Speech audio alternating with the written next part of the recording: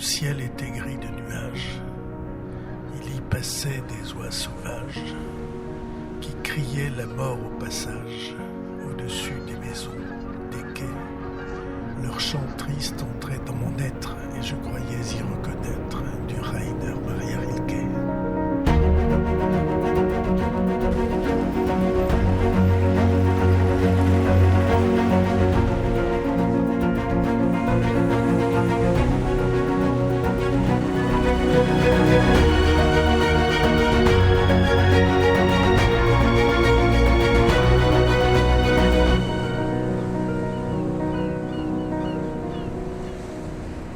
Mesdames et messieurs, rebonjour pour ceux qui étaient là et bonjour à ceux qui viennent de nous rejoindre.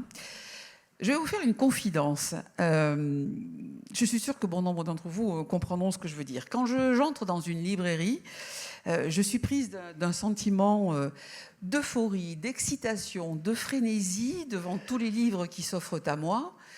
Et en même temps de ce sentiment qui me dit « Mais mon Dieu, mais je n'aurai jamais de toute une vie pour lire tout ça ». Parce que la littérature, ça vous serez d'accord avec moi, c'est essentiel, c'est vital, ça nous aide à vivre. Alors comment ceux qui ont consacré leur vie à l'écriture, les Victor Hugo, les Philippe Roth, les Simenon, les Garcia Marquez, j'en passe, quels sont leurs secrets, quelles sont leurs techniques? C'est ce que nous allons découvrir avec notre invité de cet après-midi, qui est lui aussi auteur de plus d'une quarantaine de livres. Accueillons Pierre Assouline.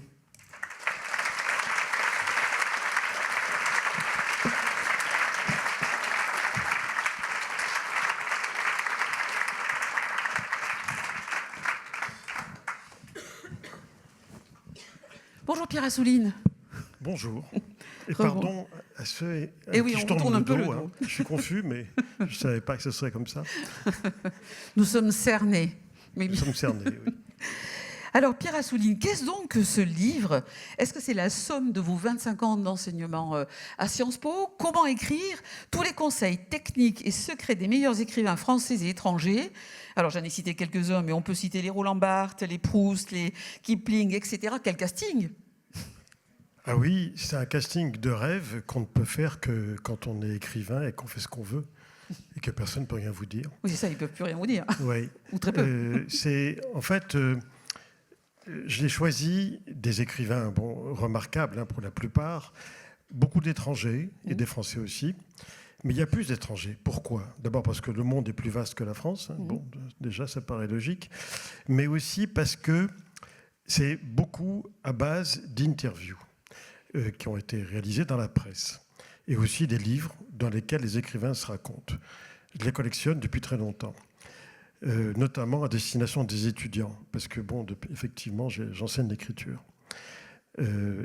Mais j'ai remarqué une chose dans les interviews. En France, quand on fait une interview d'un écrivain, on l'interroge sur son nouveau livre. Et puis, un petit peu sur sa vie. C'est ce que je vais faire un petit peu. Oui, mais sur son nouveau livre, et un peu sur sa vie, sans plus. En Angleterre, aux États-Unis, en Espagne, ça c'est la presse que je lis tous les jours, la première moitié de l'interview est consacrée au nouveau livre. Et la deuxième moitié au savoir-faire.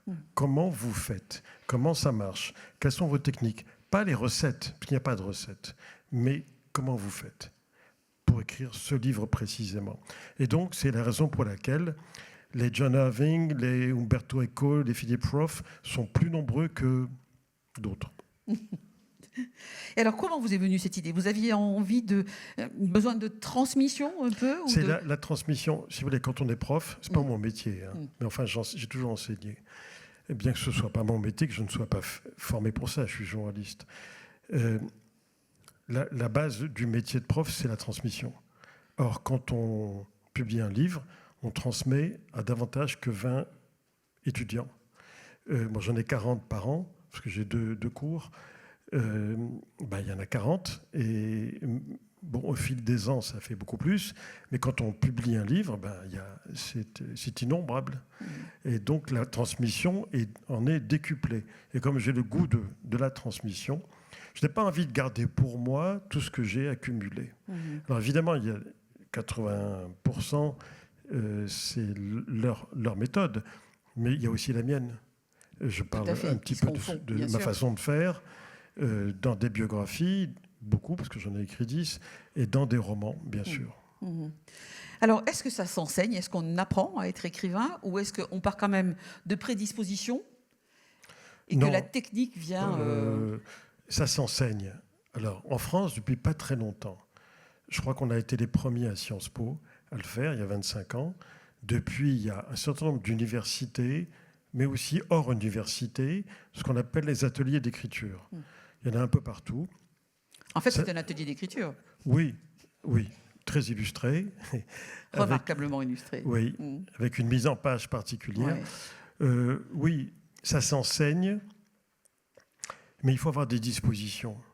Je veux dire par là que si n'importe qui peut devenir écrivain, parce qu'il n'y a pas de loi, il n'y a pas de...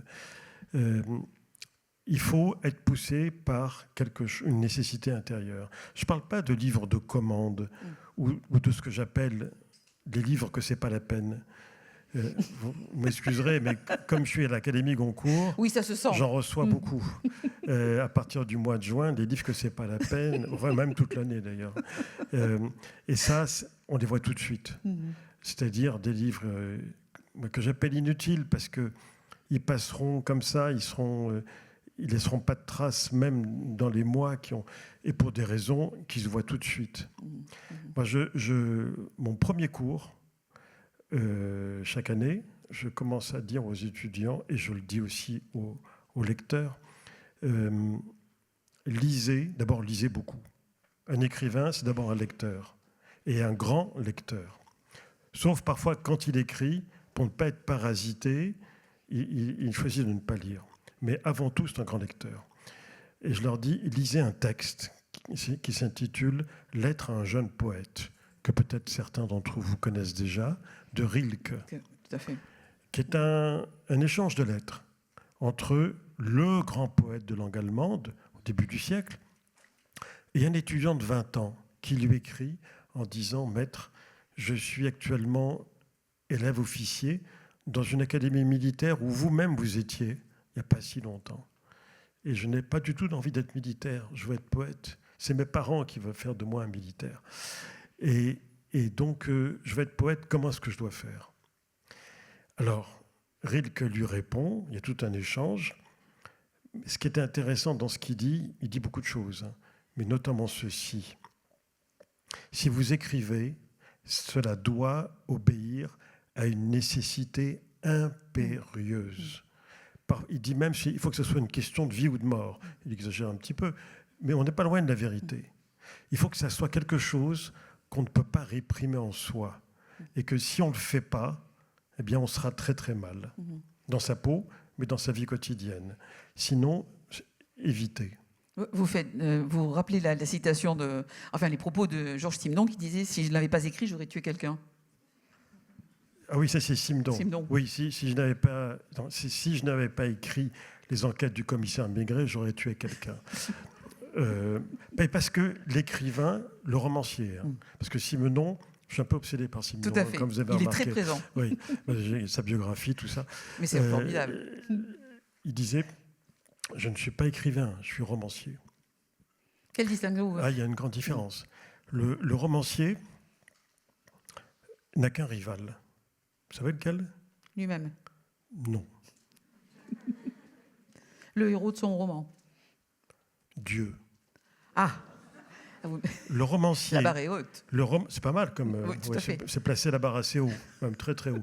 Le romancier et Dieu sont les seuls qui donnent vie à des personnages et qui les tuent.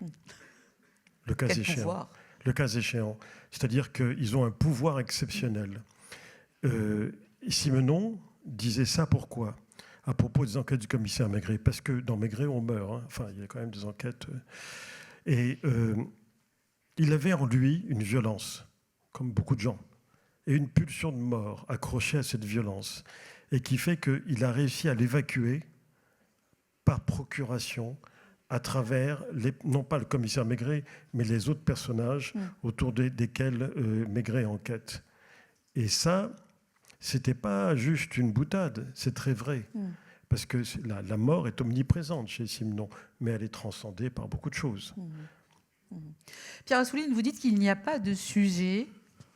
Un écrivain, il n'y a pas un sujet, c'est un désir. Alors, non, ce que je veux dire, c'est que moi, je suis régulièrement, depuis des années, intervieweur et interviewé. Bon. Donc, quand on m'interviewe, c'est pas un cadeau pour la personne qui m'interviewe, parce que je vous dirai ça tout à l'heure. Oui, parce que je connais tous les mécanismes. Bon, alors je ne vais pas m'en défendre, bien sûr, mais ce que je veux dire par là, c'est qu'on nous demande, à nous écrivains, tout le temps, oh là là, mais quelle bonne idée vous avez eue. On nous dit, par exemple, à mon dernier roman, Le Nageur, sur la vie d'un grand nageur, Alfred Nakache, comme si j'avais prévu de le publier pour coïncider avec le triomphe de Léon Marchand. Mais non, j'ai quel pas opportunisme quand même, Pierre Assouline. Non, ça ne m'a pas empêché de faire un article dans Le Point sur Alfred et Léon, parce que c'est le même club, les Dauphins du TOEC, et puis plein d'analogies. Mais je n'ai pas fait exprès. Mais ce que je veux dire par là, c'est que ce n'est pas une idée. Un roman, ce n'est pas une idée, ce n'est pas un sujet, ce n'est pas un thème. Un roman, c'est un désir. S'il n'y a pas un désir profond de la part du romancier, ça ne marchera pas. Parce que c'est tellement difficile d'écrire, même quand on a beaucoup écrit. Je crois que c'est Antoine Blondin, je crois que c'est lui, dans ce recueil, dans mon livre, qui dit « J'aime moins écrire qu'avoir écrit ». Parce que c'est difficile, on ne s'en rend pas compte. Et je crois que c'est lui aussi qui dit « Écrire, c'est facile quand on ne sait pas. Mais quand on sait, qu'est-ce que c'est difficile ?» Parce qu'on a en tête tout ce qu'il faut faire, tout ce qu'il faut éviter, tout ce qu'il ne faut pas faire. Et on a plein d'obstacles en tête. Mais quand on ne sait pas, on est vierge on n'a pas de charge ni rien. On débarque comme ça, puis on y va. Bon nombre de ceux dont vous traitez dans votre ouvrage, effectivement, expriment plutôt la souffrance, peu expriment la joie. Il y en a un qui dit, je ne sais plus, on dit qu'un écrivain écrit dans la joie, mais quelle foutaise. Oui, ça, je crois que c'est au début. Oui. Il me semble que c'est Claude Simon ou Robert Pinger. Vous savez, je crois que c'est dans une pièce de Strindberg. En tout cas, c'est une réplique fameuse. Vous avez vu Le Dernier Métro de François Truffaut. Magnifique. À la toute fin, il joue une pièce. Depardieu, Fanny Ardant, non, Catherine Deneuve, pardon. Depardieu et Catherine Deneuve jouent une pièce. Je crois qu'elle est de Strindberg. Et elle lui dit, mais ce que vous faites, c'est une souffrance. Et il répond, c'est une joie et une souffrance. Eh bien, ça, c'est l'écriture. L'écriture, c'est une joie et une souffrance. La souffrance, alors d'abord, elle est très claire. Quand deux écrivains se rencontrent dans la rue, ce qui m'arrive tous les jours, je peux vous assurer qu'ils ne parlent que d'une chose, c'est pas la création, non, c'est l'arthrose. Oui, c'est l'arthrose, parce que... C'est très physique comme c'est activité. Un exercice très physique.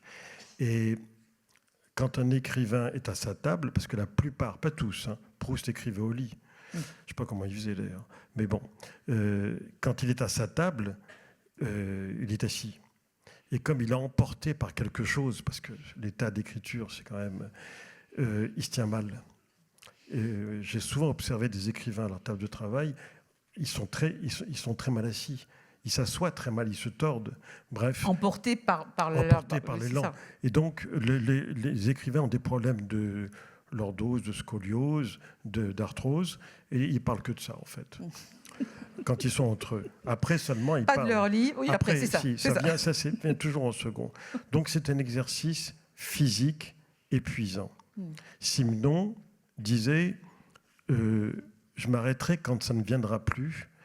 Et Julien Gracq m'avait dit un jour il y a un âge, à partir de 70 ans et quelques, où on ne peut plus écrire de romans, pas de livres, de romans. Et je lui ai demandé pourquoi. Il me dit parce que porter des romanciers qu'on a porter des personnages qu'on a créés, c'est épuisant. Parce qu'on a de l'empathie pour tous les personnages. Il faut vivre à travers eux. Et c'est fatigant. C'est très fatigant. Et Simenon disait la même chose. Et lui, effectivement, j'ai tout décortiqué de sa façon de faire. Un chapitre par jour, 9 chapitres, et le roman était fait. Mais à la fin, il était épuisé. vanner complètement. Parce que ça durait que 2-3 heures par jour. Hein. Mais on y met tellement de soi. Ça, c'est la souffrance.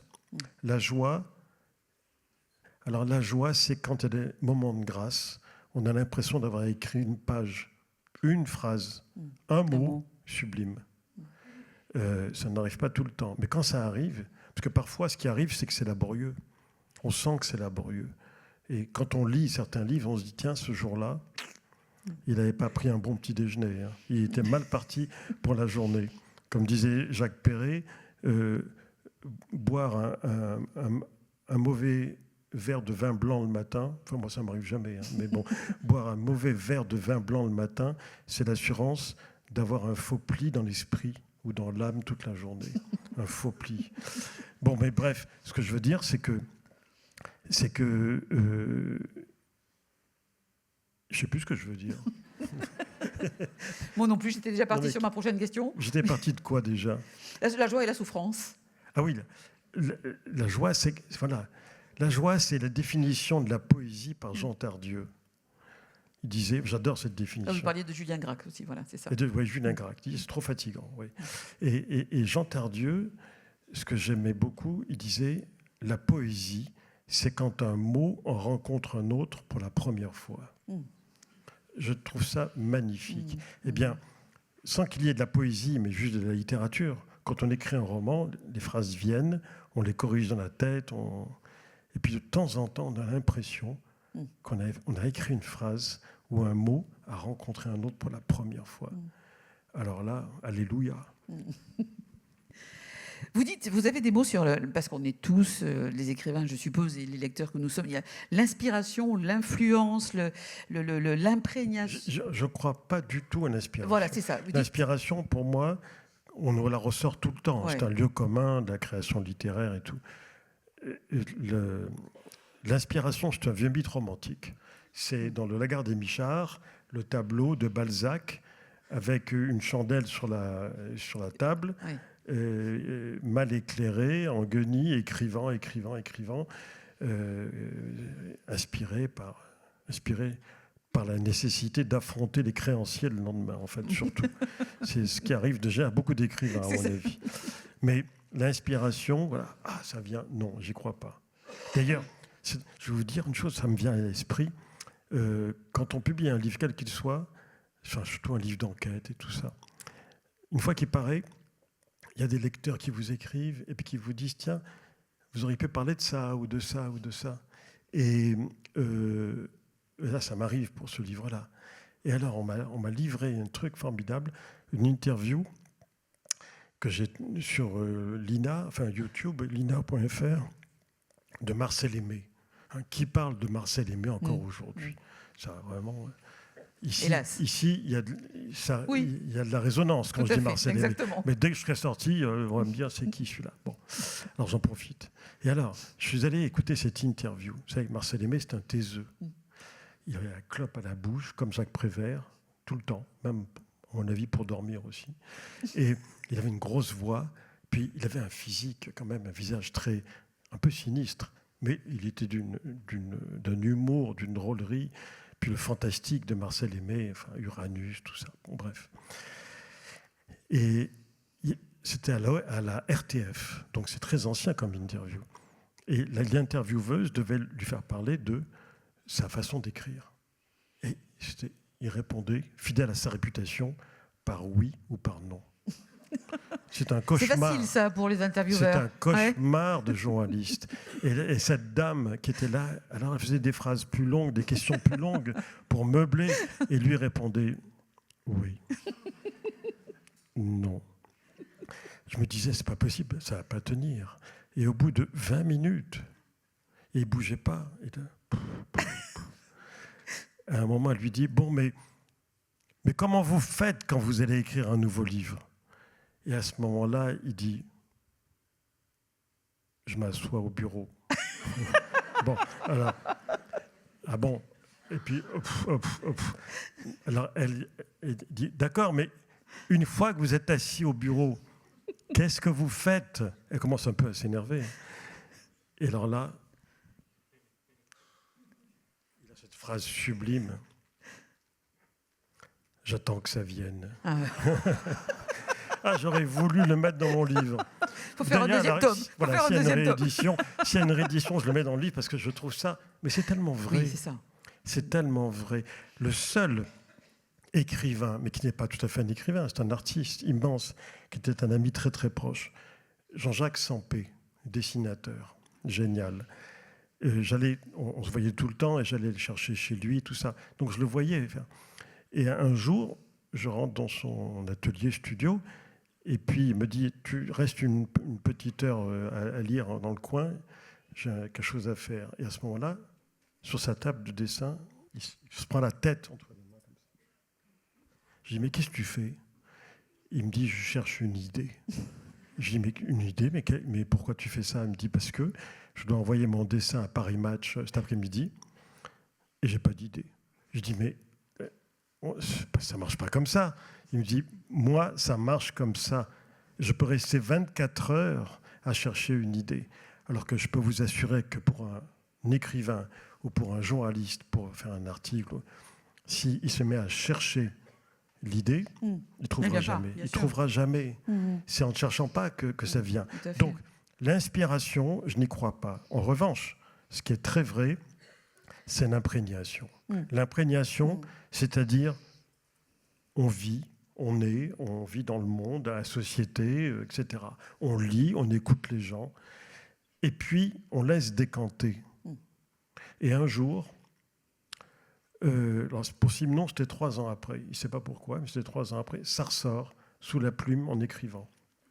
C'est ainsi que, comme lui, c'est la loi des 3 ans, quand il s'est exilé aux États-Unis, il écrivait des romans qui se passaient à Fontenay-le-Comte, en Vendée. Parce qu'il venait de là. Il avait passé l'occupation en Vendée. 3 ans étaient passés. Et donc, les histoires du bistrot à Fontenay-le-Comte, tout ça remontait. Vous voyez, c'est intéressant. C'est une décantation. Mais l'imprégnation, c'est fondamental. Vous citez Rilke, d'ailleurs, qui dit « Soyez attentifs à ce qui se lève en vous ». Rilke. À ce qui se lève en vous. Ben oui, il faut avoir un peu d'amitié pour soi-même. Et donc être à l'écoute, pas trop quand même, hein, pas à l'écoute de ses maladies, mais à l'écoute de ce qu'on ressent et en tenir compte. S'il y a une intuition, un instinct ou une inquiétude, parce que l'écrivain, enfin le romancier, il est intranquille en permanence. Simenon à nouveau. Vous savez que Simenon, alors lui, il donnait plein d'interviews. C'est le contraire de Marcel Aimé. C'est un immense bavard. Mais il s'arrangeait pour ne jamais répondre à deux questions qu'on lui posait. À deux questions. Comment ça naît, un roman, chez vous? Et comment c'est construit? Il répondait pas à côté. Il est roulé dans la farine. Et un jour, il reçoit l'un de ses amis, un liégeois, le professeur Maurice Piron de l'Université de Liège. Il le reçoit à La Rochelle, où il était, à Nieul-sur-Mer, pas loin de La Rochelle, où il vivait à ce moment-là. Et puis ils vont au bistrot du village. Et là, dans le bistrot, à un moment, le professeur Maurice Piron dit à Simenon, « Georges, tout le temps qu'on est amis, ici, il n'y a pas de journaliste, il n'y a rien. À moi, tu peux me dire les 2 questions. Alors, qu'est-ce qu'il y a? Qu'est-ce que je peux te dire? Dis-moi d'abord, comment ça vient, un roman? » Et Simenon lui dit, « T'as vu la fille derrière le zinc ?» Il dit, « Oui. » « Qui c'est? » Il dit, « Mais tu sais bien, Georges, c'est Ginette. » « Oui, c'est qui Ginette? » « C'est la fille du patron. » « Oui. » « Et si ce n'était pas vraiment sa fille à lui? » Il dit, « Je ne sais pas, je ne peux pas le... » Eh bien, il dit, « Tu vois, un roman, c'est le doute. Tout roman commence dans l'esprit d'un romancier par un doute. Dès lors qu'il y a un doute, et effectivement, à partir du doute qu'il a eu sur la vraie nature, la vraie identité de Ginette, qu'il voyait tous les jours au bistrot, il aurait pu écrire un roman tout de suite. Et la deuxième question, comment sont faits tes livres, tes romans, comment ils sont construits. Alors, la première chose qu'il lui a dit, en fait, il n'y a pas de mystère sur une chose, c'est que inconsciemment, tous mes romans, où que soit l'endroit où ça se passe, reproduisent la topographie de Liège, sa ville natale. Le bistrot, la mairie, l'école, etc. Et effectivement, même des romans qui se passent à Tahiti, parce qu'il y a des romans tropicaux chez Simenon, cette topographie, elle est là, souterraine, parce que c'est son inconscient d'enfance qui reproduit. Bon, mais à part ça, le plan de tes romans, elle lui dit, voilà, écoute, regarde, je vais faire un diagramme. Oui, vous le reproduisez. Je le reproduis. Ouais. Je l'ai sur moi. Ouais, ouais. Je le sors aux étudiants, comme c'est un vieux papier jauni. Quand je le ressors, ils sont émus, ils ont l'impression de toucher les manuscrits de la mer morte. C'est pas exactement le cas, mais bon. Voilà. Mm-hmm. Oui, mais enfin, c'est un peu loin. Oui. Et il lui fait comme ça en l'air, il dit, voilà, un petit point là.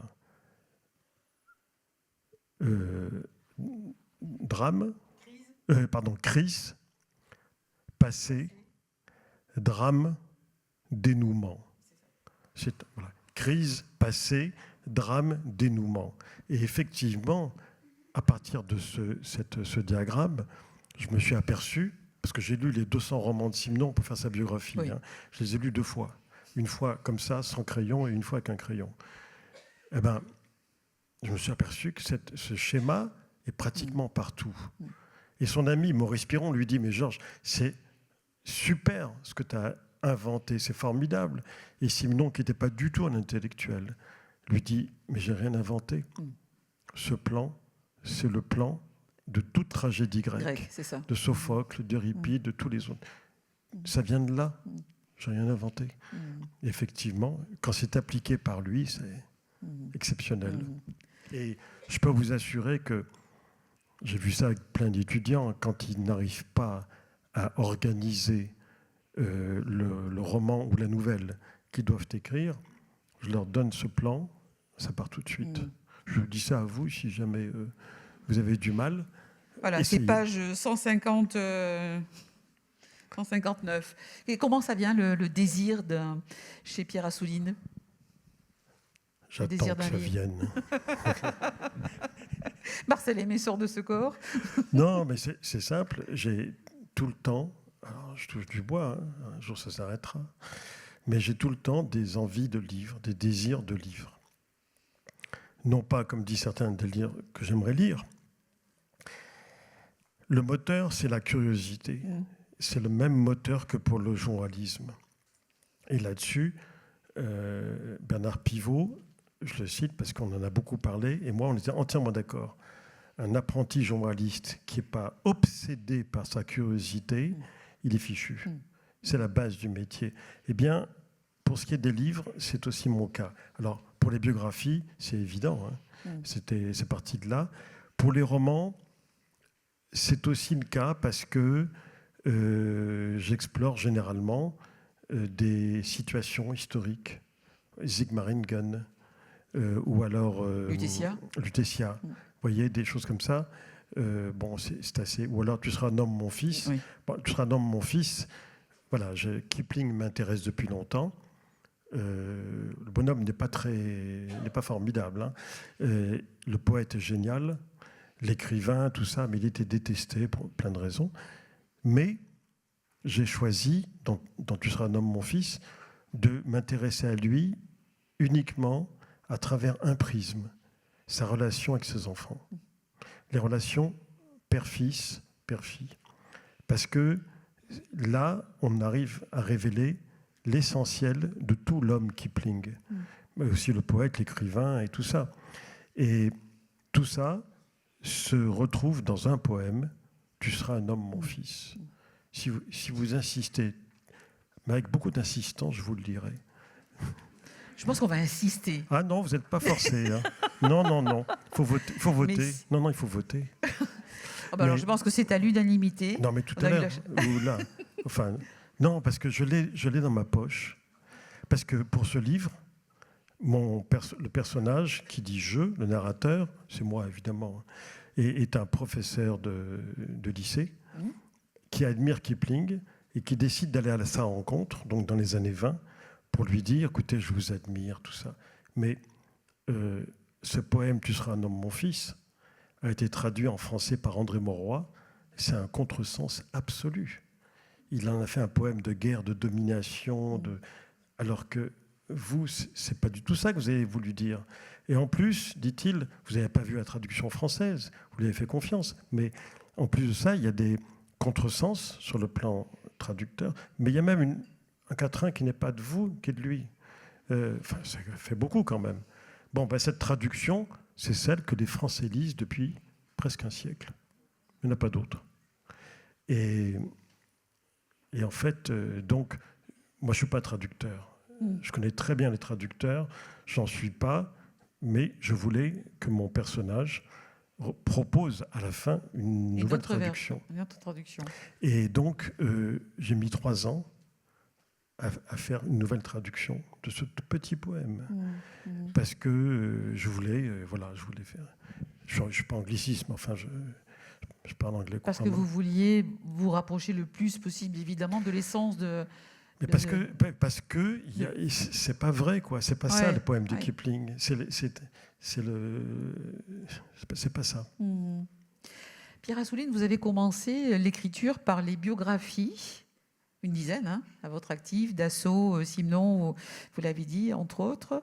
Vous a-t-il fallu passer d'abord par les biographies avant de vous lancer dans l'écriture des romans?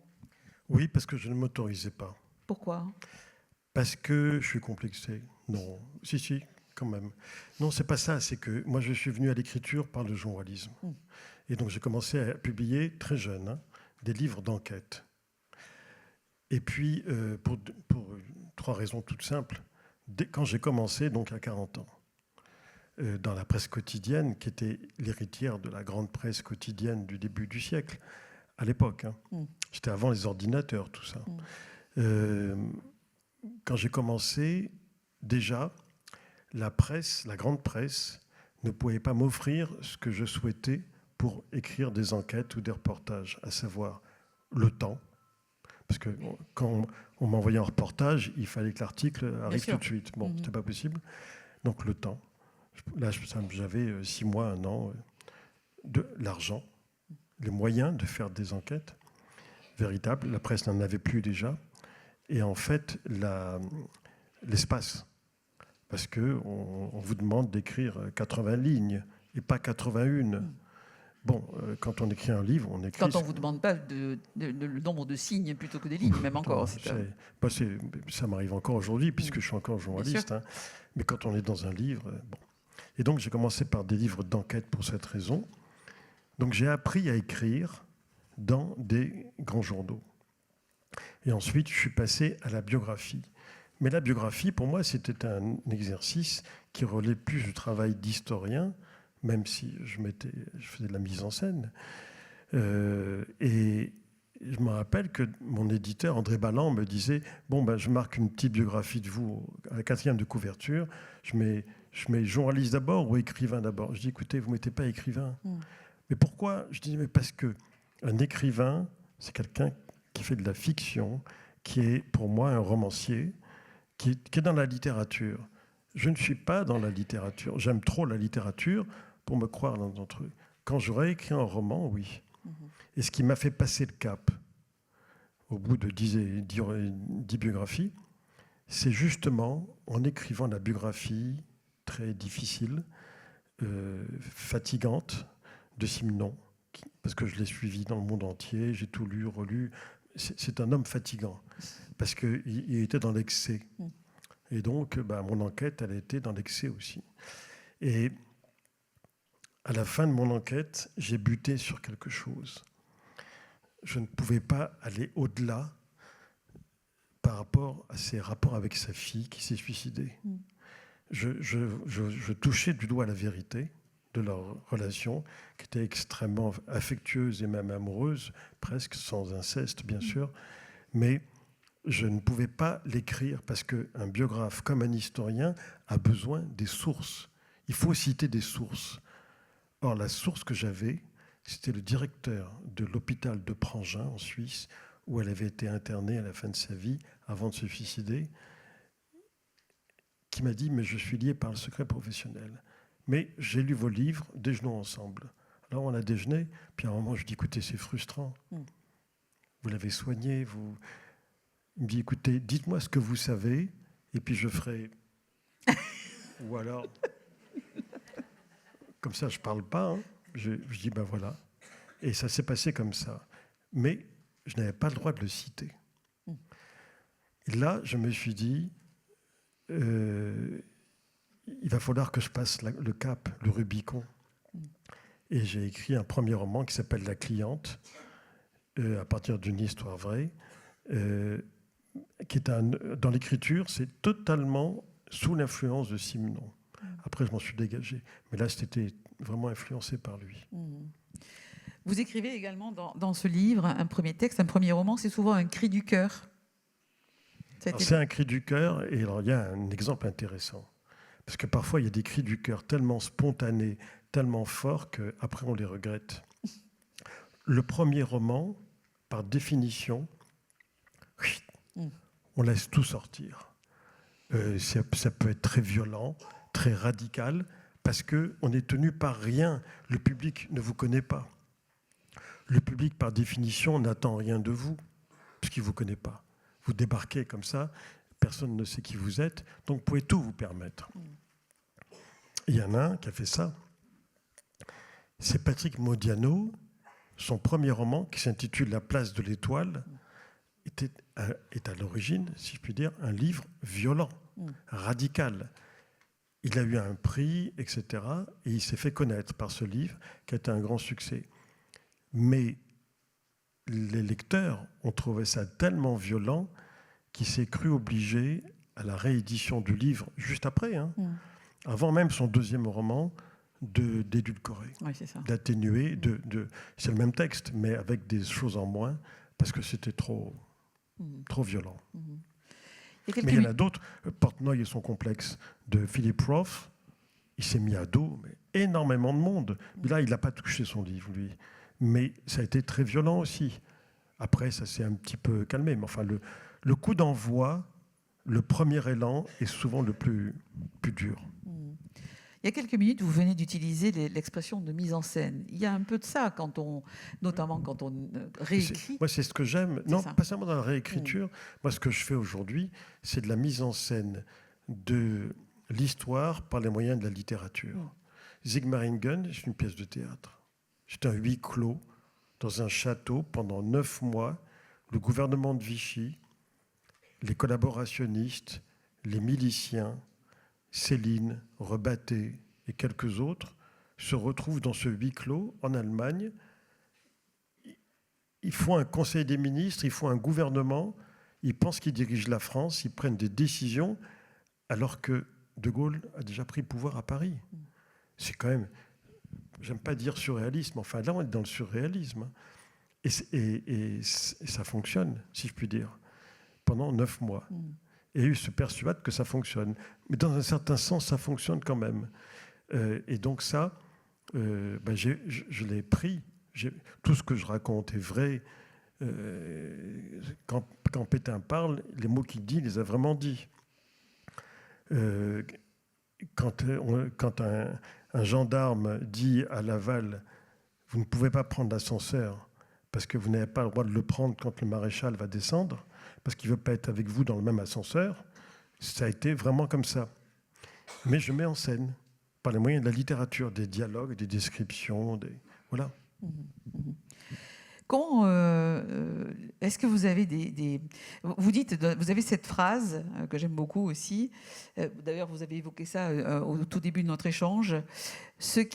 Parce que les lecteurs que nous sommes, ce livre s'adresse tout autant aux amateurs, à ceux qui voudraient franchir le pas d'écrire. Aux gens qui aiment la littérature. Exactement. Pour les amoureux de la littérature, c'est formidable. J'ai pas dit à quel point c'est un très bel objet aussi. Dans la maquette et les illustrations, des facsimilés, les retouches et les annotations de Balzac, de je ne sais qui, c'est magnifique ce livre-là. Ne serait-ce que pour ça. Vous avez veillé à cette maquette. maquette aussi, vous avez... Non, c'est pas moi, c'est Nicolas de Cointet, qui est le directeur artistique. En fait, c'est venu... Moi, je suis chez Gallimard, pour la plupart de mes livres, pas tous. Mais pour ce livre-là, je voulais... Comme c'est un OLNI, un objet littéraire non identifié, je cherchais quelque chose de différent. C'est-à-dire avec plein de photos, avec des pages, avec plein de citations et un texte en continu. Je me disais, si je trouve l'éditeur pour ça, je le ferai là-bas. Et puis j'ai reçu dans mon service de presse un livre de Philippe Collin sur Léon Blum, qui sont en fait les podcasts qu'il a fait des à émissions sur France Inter, tout à fait, qui sont passionnantes. Et ce livre, j'ai trouvé très original la façon dont il est fait. Alors j'étais chez Albin Michel. Donc je suis allé voir le directeur artistique, je lui ai dit ouais, bravo, j'admire beaucoup ce que vous avez fait. Voilà moi ce que je veux faire. Est-ce que vous seriez capable? Et il m'a dit je relève le défi. Je dis je vous laisse faire, je veux qu'il y ait plein de photos, je vais vous en donner, et puis plein de citations, puis après c'est votre problème. Il a fait une maquette formidable, une couverture formidable, vraiment, et il y a vraiment le nombre de compliments que j'ai reçus. La couverture, je lui ai juste dit, je veux ça, ça et ça. Après, c'est à lui de faire. Et c'est très bien parce qu'on peut le lire d'une traite, on peut le poser, le reprendre, c'est formidable. Est-ce que, je reviens un petit peu à la technique, est-ce que vous lorsque vous avez un désir de roman, est-ce que vous vous documentez, est-ce que vous vous rendez sur place? Vous parliez de Liège pour Simon. On découvre, en tout cas moi, j'ai découvert les carnets d'enquête de Zola que l'on peut, qui ont été publiés, mais c'est remarquable. Zola, c'est le précurseur. On n'imagine pas, mais Zola, pour chacun de ses romans, a fait ce que les cinéastes appellent des repérages. Oui. Mais des vrais repérages. Il a été partout, par exemple. Moi, je me suis beaucoup intéressé à Germinal. Eh bien, pour Germinal, il a passé beaucoup de temps là-bas, à Valenciennes et autour, dans le nord de la France, avec son carnet, avec son appareil photo. Mais c'était quoi l'appareil photo? C'est une chambre avec un trépied. Eh oui. C'est gros comme ça, c'est lourd. Ça prend du temps. C'est pas le téléphone portable. C'est ça. Faut imaginer. Donc, et il a fait énormément de photos remarquables d'ailleurs, parce qu'elles ont été publiées. Il faisait plein de photos, de vrais repérages. Mais par exemple, on lui avait dit, et il s'est dit, je vais en faire une scène de mon roman. Dans la mine, les chariots sont pleins de charbon, sont tirés par des chevaux. Il dit, mais comment vous descendez un cheval de labour au fond de la mine? Et donc, il a assisté à la descente et tout ça, et il est allé pour voir comment ça marche, parce qu'il ne pouvait pas l'inventer. Et ça, pour moi, c'est une leçon. Donc moi, je fais des repérages, comme Zola me l'a appris, pour les romans, comme je l'avais fait pour les biographies. C'est-à-dire que toutes les scènes, tous les lieux que je suis censé décrire, je vais les voir, je m'en imprègne. Par exemple, pour le nageur, je me suis imprégné des piscines. Vous nagez d'ailleurs tous les matins. Nage. Ça vaut mieux quand on écrit sur un nageur, mais ce n'est pas obligatoire. Mais les tas de lecteurs... C'est pas uniquement pour cette raison que vous faites pratiquer la natation, Pierre. Ah non. J'ai commencé à 3 ans, quand j'étais petit. Mais j'en fais... Je me fais de compétition, rien de tout ça. Je suis un mauvais nageur. Mais je m'entraîne, si possible, tous les matins, partout où je suis. Et pour le nageur, j'ai été voir des piscines et même y nager pour sentir ce que c'est. Une piscine de 25 mètres d'eau salée au cercle des nageurs de Marseille. Ce n'est pas une piscine de 50 mètres chez les dauphins du Toec, d'eau douce. Voilà, il y a des impressions, des petites choses comme ça, des détails. Ce qui compte dans un roman, ce sont les détails. Or, si un détail est faux, le lecteur vous disqualifie pour la véracité de tout le reste. Vous savez, j'oublierai jamais, j'ai du courrier pour chaque livre, beaucoup de courrier. Et une fois, pour la biographie d'Hergé, j'ai reçu une lettre d'un lecteur qui commençait très mal. Elle a commencé par cette phrase « Monsieur, en ma qualité de polytechnicien. Oh, Ah je dis, oui, mon Dieu, effectivement. mon Dieu, Effectivement. qu'est-ce qui va me tomber dessus? Alors, et puis ça se poursuivait. J'ai lu votre livre sur Hergé, j'ai beaucoup apprécié. Ah bon, ça, j'ai respiré. Ça s'arrangeait. Mais, à un moment, vous parlez de l'arrivée du capitaine Haddock pour la première fois au château de Moulinsart, lequel, comme vous le savez bien, est inspiré du château de Cheverny. Tout à fait. Vous dites qu'il a gravi les 58 marches. Non, monsieur, j'ai vérifié, il y en a 59. Mais c'est extraordinaire, ça. Je suis obsédé par ça. Je suis obsédé par la faute du détail. Parce qu'il y a toujours parmi les lecteurs quelqu'un qui en sait plus que vous sur un détail. bien sûr. Parce que c'est son métier ou parce que c'est sa langue, par exemple. Hein. Donc moi, je ne suis pas multicompétent. Je suis compétent en rien. Mais je me renseigne d'abord. Mais vous voyez, Le Paquebot, c'est un roman que j'ai publié il n'y a pas longtemps. Ça se passe entièrement en 1932. Pendant quelques mois, une croisière qui finit très mal, la croisière du paquebot Georges Philippard. Le vernissage, paquebot de luxe, des gens très riches, invités, etc. Tout ça est vrai. Albert Londres est mort au retour. J'avais une documentation formidable. Mais à un moment, je me suis dit, il y a un détail, je ne peux pas me permettre d'être anachronique, parce que je suis obsédé par l'anachronisme. Et c'est quoi? Sur une croisière pareille, les dames sont très bien habillées. Mais moi, il y a deux choses que je ne sais pas décrire. C'est les vêtements des femmes et la cuisine, parce que je ne sais pas la faire. Et donc, alors pour ce qui est de la cuisine, on mange et on boit dans tous mes livres. C'est normal, c'est la vie. Oui. Mais comme je ne sais pas du tout comment décrire un plat, ou même lui donner un nom, ou même quel plat servir dans mes livres, depuis des années, dans tous les dîners d'ambassade où je vais en France à l'étranger, je rafle le menu. Les menus, vous êtes bien. J'en ai une pile comme ça. Et puis chez Drouan, tous les mois où les concours se réunissent, ça fait quand même 14 ans que j'y suis, donc un par mois, j'en ai une pile comme ça. Et dans tous mes livres, je pioche, je prends un peu de là, un peu de là, un peu de là. Je fais juste attention à une chose, parce que tous ces plats sont très anciens, c'est le vin. Parce que vous ne buvez pas de vin? Si. Ah non, mais c'est pas ça. Il ne faut pas être anachronique. Oui. Ce qui n'existait, existe aujourd'hui, qui n'existait pas à cette époque-là. C'est pas seulement ça, c'est que servir dans un grand hôtel en 1932, ou même sur le paquebot, en 1932, servir un vin de 1931, c'est nul. Hein. Il faut remonter avant. Mais quelles sont les bonnes années, etc. Donc là aussi, il faut se documenter. Sur le paquebot, les souliers des dames, les souliers, je n'ai pas dit les chaussures. On ne dit pas les chaussures à l'époque, on dit les souliers. Les souliers des dames sont faits par des grands couturiers, Patou et d'autres. Donc j'ai repris 2 magazines de mode de l'époque. Je peux vous assurer, je ne les connaissais pas, hein, que ces magazines de mode, c'est bien autre chose qu'aujourd'hui. D'abord, aujourd'hui, c'est plein de publicités. Bon. Mais à l'époque, c'était presque des livres comme ça.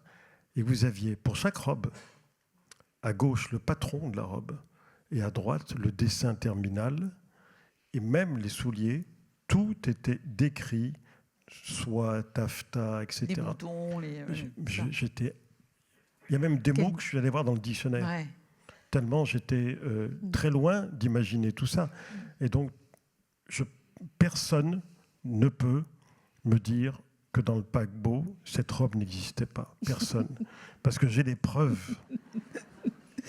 Spécialiste de la mode de 1930, Pierre Assouline. Vous venez de rappeler, vous êtes juré de l'Académie Goncourt, vous êtes également critique littéraire. Vous est-il arrivé, en lisant les livres que vous alliez critiquer ou juger dans l'Académie Goncourt, d'être envieux d'un sujet, d'une phrase, d'une tournure de phrase, d'un style? Tout le temps. Mais c'est normal. Moi, je suis porté par l'admiration. Bon, c'est rare, parce qu'on n'a pas tellement l'occasion, mais il y a toujours des livres, bien sûr, qui suscitent mon admiration. C'est rare qu'elle soit inconditionnelle, totale, parce qu'il y a toujours un petit truc qui ne va pas. mais moi, j'aime l'exercice d'admiration. Ce n'est pas le cas des écrivains français. C'est très courant à l'étranger. Deux exemples. J'ai été une fois à une conférence de Carlos Fuentes, grand écrivain mexicain. Que vous citez aussi dans votre livre. Que je cite. Bien sûr. L'objet de la conférence, c'était à la BNF. C'était l'écriture, de la fiction, je ne sais pas quoi. Il a complètement changé de sujet et il a décidé de payer sa dette aux écrivains à qui il devait tout. Une autre fois, j'ai accompagné Mario Vargas Llosa à Stockholm pour le prix Nobel de littérature. J'ai écrit un article, etc., pour Le Monde. Et vous savez, avant la remise officielle, en smoking, tout ça, il y a, dans une petite salle de l'Académie suédoise, on est 250, et c'est la presse internationale. Et là, on pose les questions qu'on veut aux lauréats. Et donc, ils répondent. C'est une conférence de presse. Et donc, chacun une question. Enfin, bon, bref. Et quand c'est mon tour, ça se fait en anglais. Hein. Et quand c'est mon tour, je me lève, je me dis quel journal je représente, Le Monde, et je donne mon nom, et je lui parle en français. Alors déjà, il était ravi. Parce qu'il a vécu à Paris de longues années. Et je lui pose cette question. Là, aujourd'hui, vous allez recevoir ce soir le prix Nobel de littérature. À quel écrivain vous pensez ?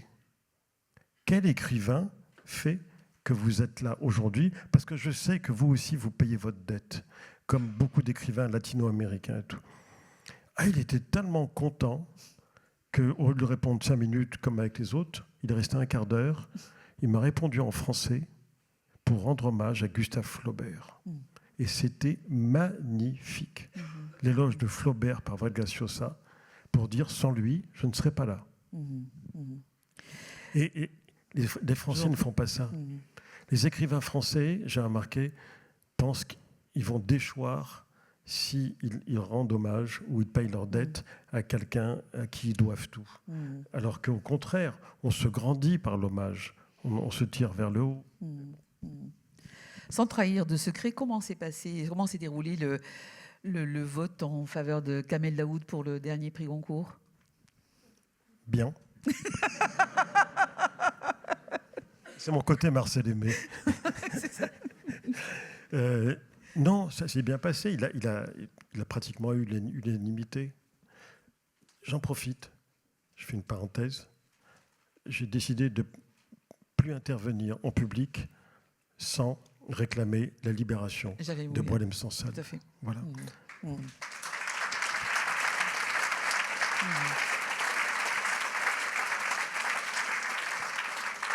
Boualem Sansal, que je connais depuis très longtemps, et Kamel Daoud sont tous les deux, ça ne date pas d'aujourd'hui, hein, l'objet d'une campagne de harcèlement, de diffamation et de haine de la part des médias algériens, la justice algérienne. Ça dure depuis, voilà, parce que tous les deux, qui sont très, très liés, qui sont maintenant français, naturalisés, et qui vivent en France, tous les deux ont les mêmes thèmes. Ils dénoncent l'islamisme radical, l'obscurantisme religieux et la chape de plomb que les militaires algériens font régner sur l'Algérie, parce que le vrai pouvoir, ce n'est pas le gouvernement, ce n'est pas le président Tebboune, c'est les militaires en Algérie. Et donc, voilà, ils sont traînés dans la boue. Ce que je trouve terrible, c'est qu'il y en a qui traînent dans la boue aujourd'hui. Un homme qui ne peut pas répondre parce qu'il est à terre et en prison.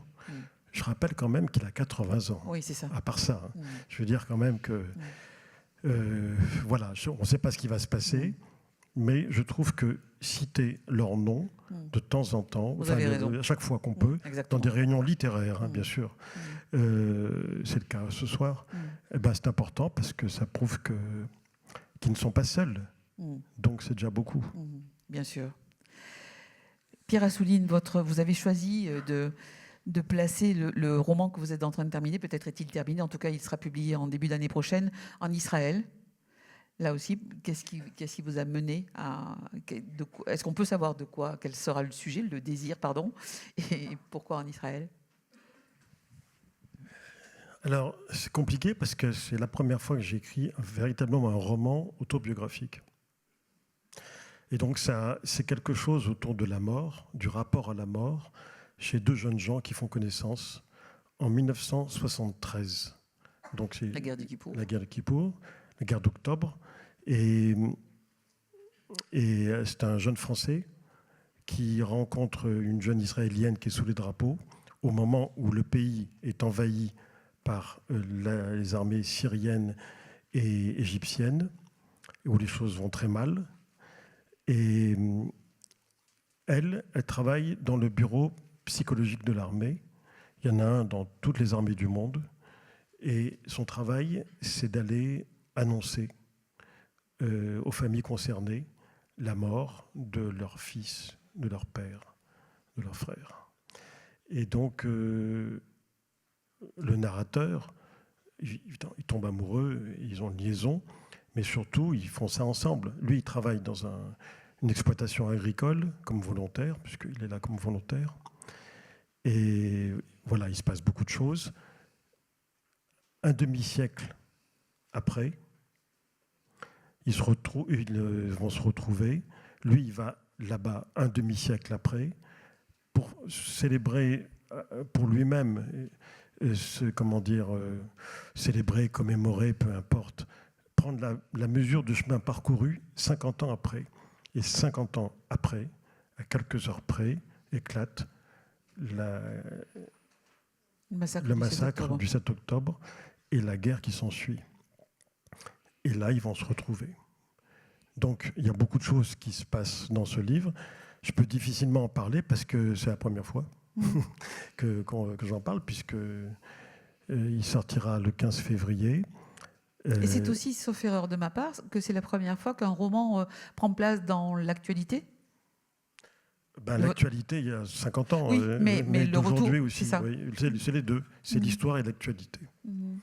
Et comme pour les autres livres, encore plus peut-être, je ne pouvais pas me dérober à un désir qui est tombé là. Mais pas là, pas maintenant. J'ai commencé ce livre il y a 3 ans.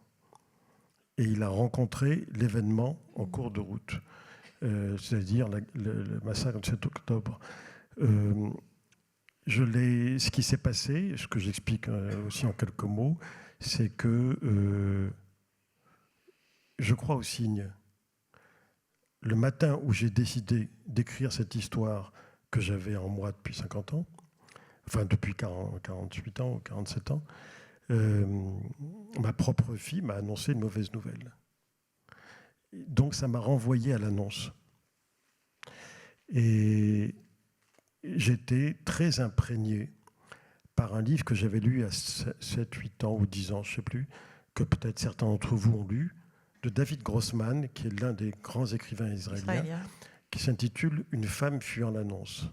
Et ce livre a marqué beaucoup de gens dans le monde entier. En Israël, n'en parlons pas, mais dans le monde entier. C'est l'histoire d'une femme dont le fils est à l'armée dans une des innombrables guerres d'Israël, et elle redoute le jour où on va venir frapper à sa porte pour lui annoncer. Et donc elle s'en va. Elle va sur un trek, vous savez, et avec un ami d'enfance, pour ne pas être chez elle, en se disant, si je ne suis pas chez moi, je ne saurais pas. Ça n'arrivera pas. C'est un livre absolument magnifique, magnifique. Et donc j'étais très marqué par ce livre, donc c'est ressorti. Il y a un peu tout ça dans ce livre. Dont le titre sera ? L'annonce, puisque c'est l'histoire d'une jeune fille qui annonce la mort. Et c'est quelque chose d'universel et intemporel, puisque non seulement dans toutes les armées du monde, il faut quelqu'un.